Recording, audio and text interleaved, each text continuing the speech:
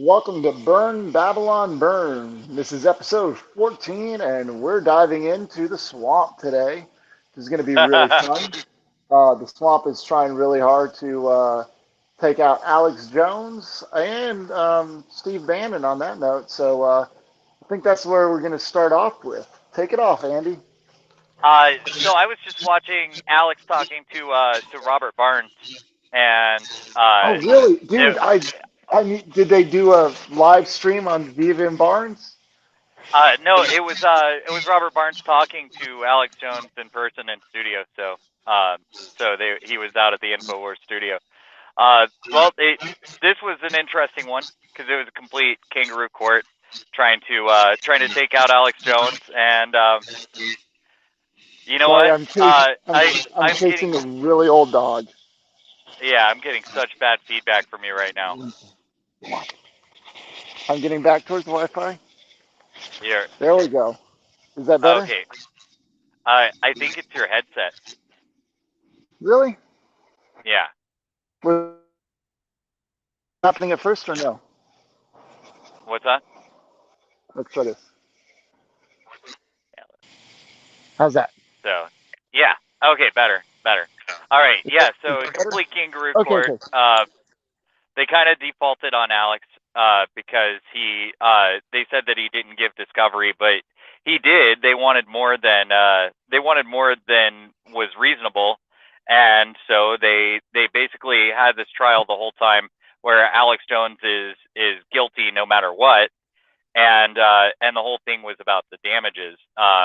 And this was probably best case scenario for Alex. They ruled a $4.1 million judgment on him, and but I don't. It sounds like he's not going to have to pay a full 4.1, but that that's great. I think it's going to end up being something like $1.5 million. I highly recommend going to Infowars.com and checking out this interview that he just did with Robert Barnes.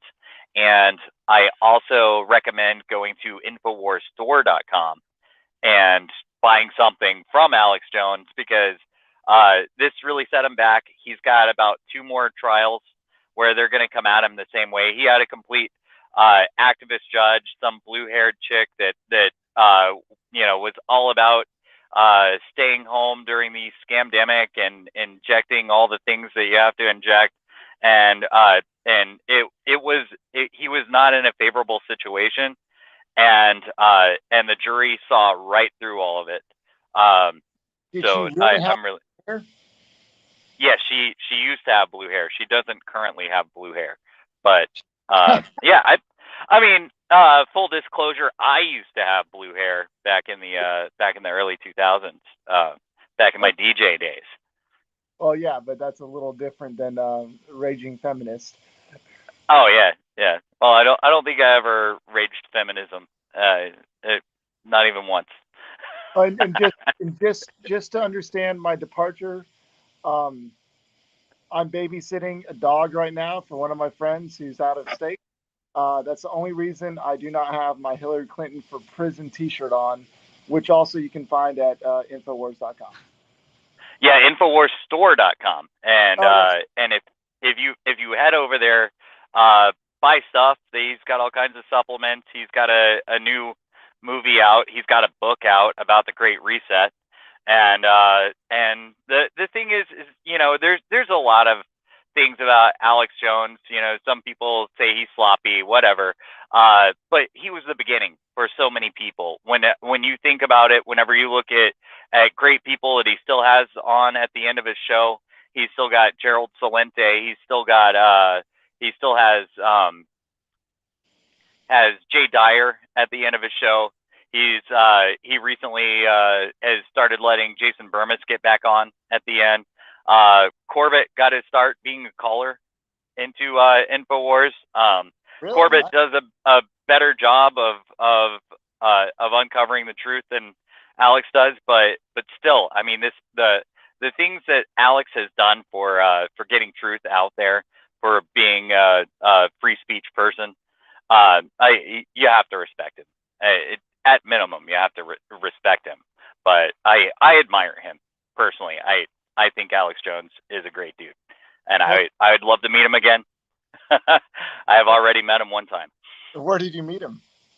At the Democrat National Convention in 2008. So I used to do a bike taxi, and that was one of my first big events. That was the year I started, and I ran into Alex Jones, and I used to. So at that point, I was a big fan of Alex Jones between 2003 and 2006. I mean, I would watch it every night. Then he started talking about all this pedophilia stuff, and I'm just like, and he's crying and everything. You know, he's like, they're trafficking kids. This is disgusting. He's crying, and I'm like, oh, this guy's just a fake televangelist kind of guy. He's just making this stuff up.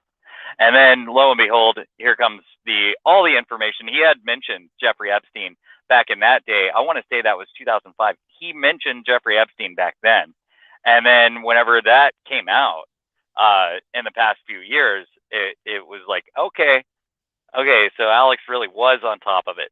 Now, as far as Sandy Hook goes, this is my opinion on the situation. I don't know what happened. I wasn't there. I gave the news cycle maybe, you know, as much as I give any news cycle, especially whenever it's about a school shooting. I mean, those are always really emotional and tragic, and I don't really like to see that kind of gross. I don't like to have that in my life too much. But there are a lot of questions worth asking in that situation, and when you see a situation like what just happened in Uvalde, where there's 370 cops, and it seems to me that the cops weren't going in there to save the day. That it seems more like the cops were there to make sure that the maximum amount of carnage could be reached. And when you know that our enemies are coming after our right to defend ourselves, it's really hard to put something past them. When you know that a lot of these government officials are involved in situations like the Jeffrey Epstein stuff, which was really amazing when that came out in the trial. The lawyer says to Alex Jones, he says, "Oh, you think that government officials are pedophiles and everything like that?" And he goes, "Oh, you mean like Jeffrey Epstein with the Clintons?" That was the best. It was the viral moment of the trial, and they can't contain it. That's another thing. Alex Jones can't be contained, and because of Alex Jones, we're sitting right here. You know, if I wasn't 9/11 crazy in 2003, I probably wouldn't be doing the show with you. You know, I don't know. One of the reasons I didn't buy into the scamdemic, Alex Jones, back in 2004, I want to say, was talking about how they're going to use vaccines to depopulate us. And we actually had a power outage. No joke. Oh, really? Just now? The Wi-Fi went off. Oh, lovely. All right. Looks like we actually had a power outage. Well, you don't need to say Epstein again, apparently. said it too many times. Probably said Alex Jones too many times. I don't know. There's a whole bunch of people you can't mention in this new society that is a disaster. Lots of things coming out lately. But you know, the mainstream continues to present its narrative, and we continue to present ours. But really happy for Alex Jones in this situation. I know that they were trying to ruin him, and they're still going to come after him. And a big part of why they were coming after him is because he went so hard against Hillary. The left was completely fine with Alex Jones back in the early 2000s. Whenever we were investigating 9/11 and investigating the wars that the neocon regime was trying to force upon us. Back then, the left was completely fine with Alex Jones, and it was when Alex Jones started coming after their people And it's not like he wasn't doing it the whole time. Alex Jones is uh, almost neutral. But he was a big fan of Donald Trump. But he's also come out against Trump recently. I know that the big fallout between Alex Jones and David Knight, who is another guy that's great, and I love to listen and watch his show. The big fallout there was that Alex and David Knight didn't agree on the Trump stuff, and there's not there's not any kind of thing where I don't think that they consider each other rivals, but I feel like David Knight maybe has a little bit more of a mature view of this situation, and but yet again, I have nothing but respect for Alex Jones, and I love the things that he's been doing, especially lately, and getting people out there like Greg Reese. You watch a Greg Reese video, he covers it top to bottom. Owen Schroyer is the heir to the InfoWars empire, and Schroyer's great. And yeah, so I could go on and on about this. It looks like I've lost Mud, so I'm just gonna just keep lavishing these guys, but with admiration. But there's other things that happened in the news this week, and the Pelosi crime family is prevailing. So of course, that Pelosi's husband, who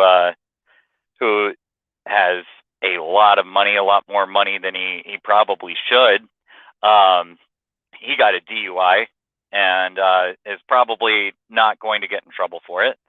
Pelosi herself flew off to Taiwan, costing the American taxpayer quite a bit, and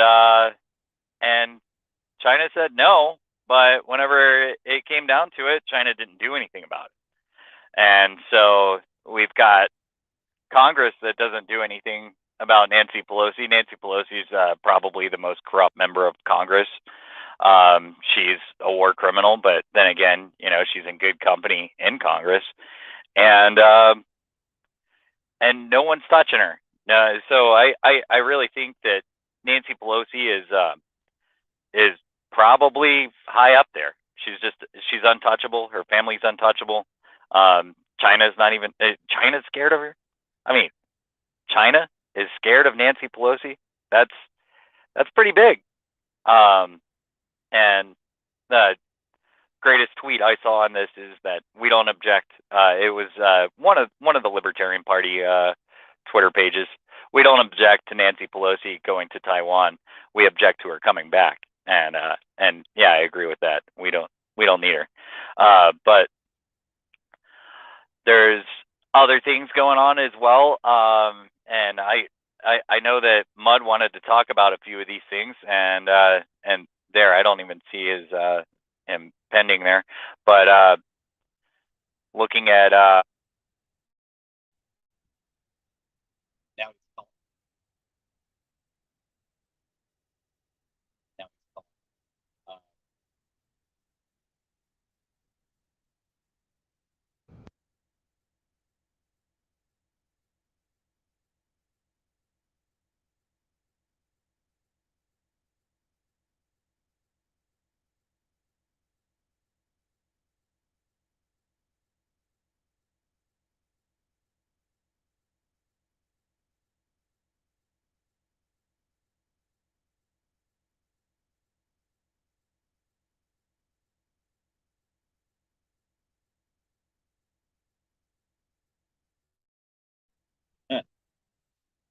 Yep. Well, hey, we're trying.